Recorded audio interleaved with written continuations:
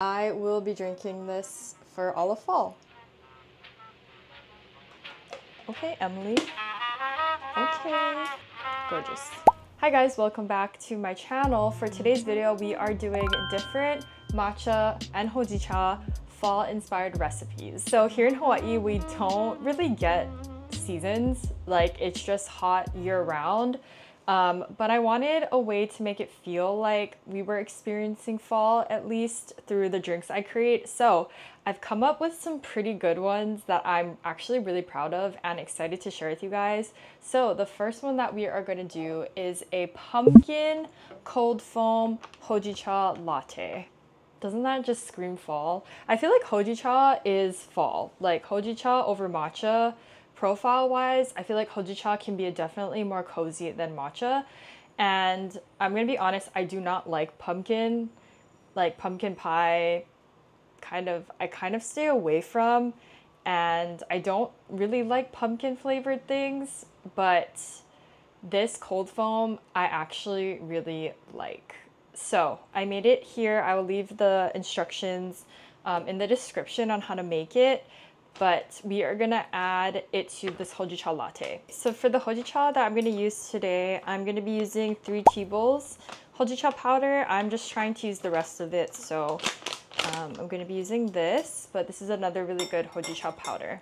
The thing I love about hojicha is that it's pretty inexpensive compared to matcha, and they sell it in larger quantities. So if you drink a lot of drinks throughout the day, like I do, I feel like hojicha is a really good option that you can buy because it lasts you pretty long, and I feel like it's very much worth your money for what you're getting. So for the hojicha, I'm not doing anything to the actual like latte recipe. I'm just going to be making it as normal, right? You know the drill, fill the cup to the top with ice. I'm gonna add some oat milk. Add a little bit of maple syrup to sweeten the hojicha. We're gonna pour it on top. We're gonna pour the pumpkin foam on top. So because it is a foam, you'll wanna sip it first from the top to get like that cold foam flavor. This is such a good combo because the pumpkin matches perfectly with the roasted profile of the hojicha, and just like the nuttiness to it, it makes it seem even more like earthier in the best way. I will be drinking this for all of fall, even if I don't like pumpkins. Good morning, everybody. I literally just woke up and got out of bed, but I wanted to make a cinnamon bun cold foam matcha latte, and that's what I wanted to make this morning, so we are gonna film it. So excuse my tiredness. So for the base of the matcha latte, I'm not doing anything too different. I am just making it matcha latte as it is. I'm using this ceremonial blend from Hawa Matcha, and I'm going to just assemble the matcha, and then I'm going to sweeten it with some maple syrup, and then the star of the show is this cinnamon bun cold foam, and I'll leave the recipe in the description. But this is so good, and I will for sure be making this for all of fall and probably into winter too, but let's assemble it.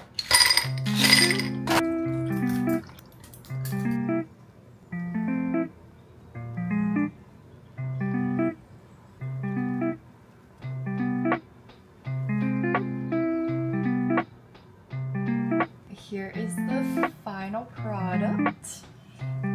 It looks so good with the cream on top. Let's give it a taste.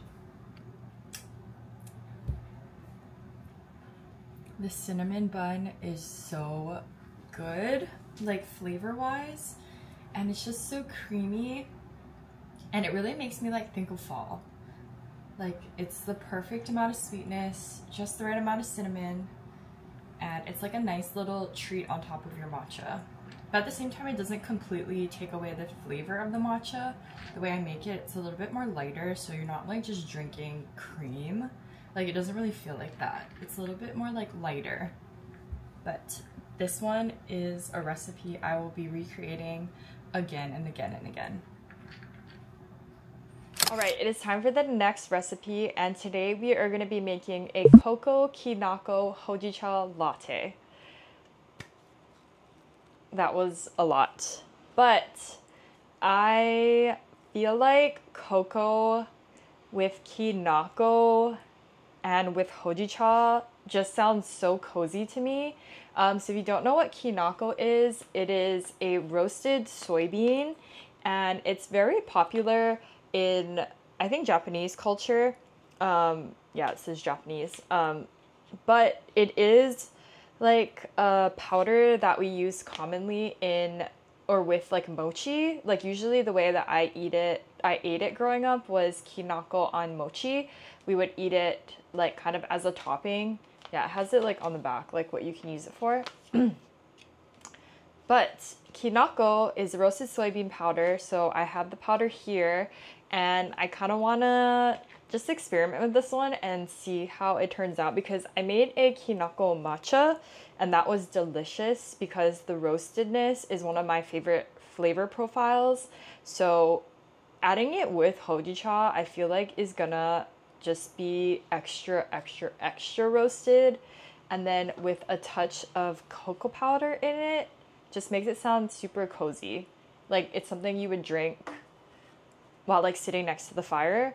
But I'm gonna make it like Hawaii version because there's no way that I'm gonna be drinking a hot drink like that next to a fire. So for the hojicha, I'm not doing anything different.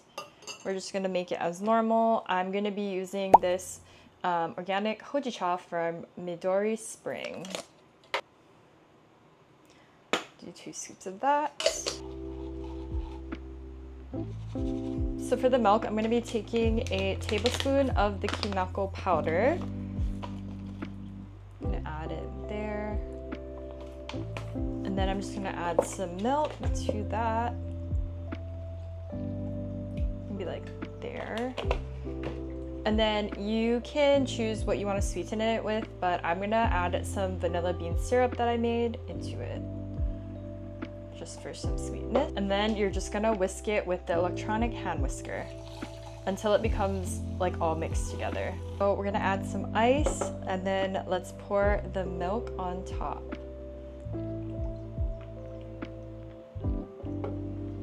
Okay, and then you're gonna wanna save the foam for the topping at the end, just so we can like add it on top and it looks really beautiful. So save that.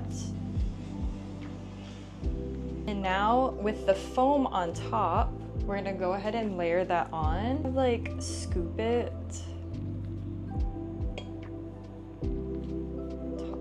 And the last step of this drink, we are gonna take some of the cocoa powder and dust it on top. And here is the final product.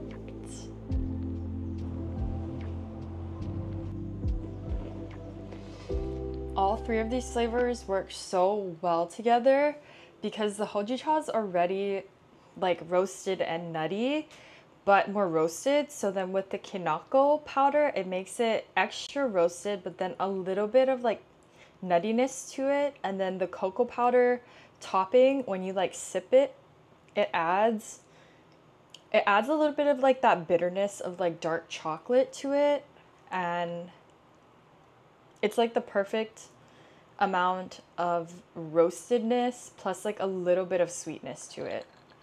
This is delicious. All right, everybody, for the next recipe, we are going to be making a brown sugar cinnamon apple matcha latte. I feel like that is just so unnecessarily long for a name, but it sounds delicious, so let's make it. So I already went ahead and prepped the brown sugar cinnamon apple syrup, which is gonna make the entire matcha latte taste so delicious. But again, as always, I'm gonna leave it in the description. But here we have the syrup, and then we're just gonna assemble the matcha latte as I normally do.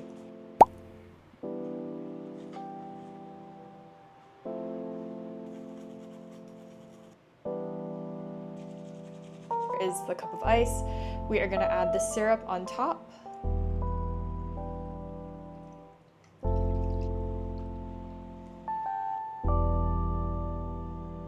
I went kind of crazy with the toppings, but I added some whipped cream to the top, sprinkled of cinnamon, and then I actually added the brown sugar apples that I used to make the syrup itself, because I feel like, I don't know, it would just taste so yummy with that on top. So this is the final brown sugar cinnamon apple matcha latte.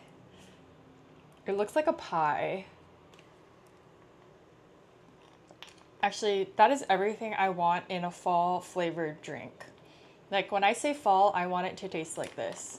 This is delicious. It's so cinnamony. There's like a hint of like the apple and brown sugar flavor, but I will say since cinnamon is overpowering, I would say taste, you'll mainly experience like the cinnamon, but when you get like the hints of the apple syrup in it, it just tastes so good. Like it's a sweet tartness, and it works so well with like this nutty matcha that I use, and with the whipped cream on top, just tastes like a pie. Like it tastes like you're eating an apple pie. Honestly, maybe I'm gonna call this an apple pie matcha latte and not that really long thing that I was saying before. This is an apple pie matcha latte. All right, I'm gonna demolish this now. See you in the next one. All right, for today's recipe, probably gonna be the easiest recipe of this video, but we are gonna be making a salted maple hojicha latte. And all you'll need is literally sea salt and maple syrup, and of course your hojicha powder. So let's make that. The hojicha today, I'm gonna be using this Midori Spring Premier Hojicha in the 100-gram tin. And I love this one, so I'm glad that I have it in 100 grams, but I need to use this quickly. So let's make the hojicha. We are just gonna make it as you usually do. Nothing special to it.